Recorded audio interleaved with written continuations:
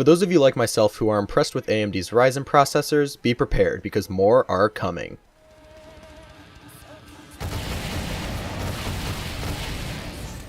So, about a week ago, AMD released a Zen roadmap that summarizes the plans up until the year 2020. Expected releases include Zen Plus, which is rumored to be releasing later this year, Zen 2, which is expected to release in 2019, and finally Zen 3, which is expected to release in 2020. Now, looking at this roadmap, AMD seems to be trying to keep up with Intel and their new yearly releases. Zen Plus will most likely be competing with Intel's Cannon Lake desktop chips later this year, and Zen 2 will likely be competing with Intel's Ice Lake CPUs in 2019. Thankfully, the success of Zen in 2017 pushed Intel to release the Coffee Lake CPUs, which are arguably the best valued chips that Intel has ever released. AMD has said that the Zen Plus architecture will fix exploits found in the Ryzen CPUs and shrink the manufacturing node down from 14 nanometers to 12 nanometers. That's not too big of a change, but the shrink will allow Zen Plus CPUs to run more efficiently. This architecture refresh will also bring price cuts to more aggressively cut into Intel's market share. So, what's the big deal? Well, the big thing that is exciting is the price cuts.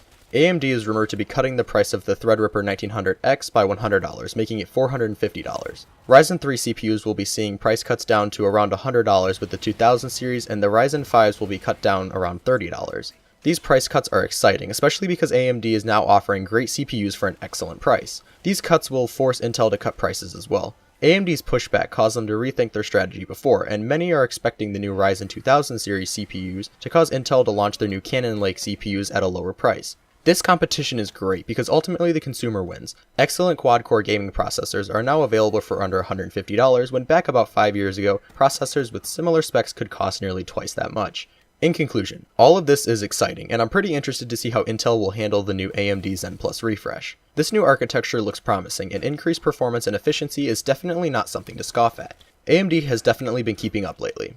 So, what do you guys think about the new Zen roadmap? Are you excited, or are you a little more cautious with these promises? Thanks for watching, and I'll catch you in the next video.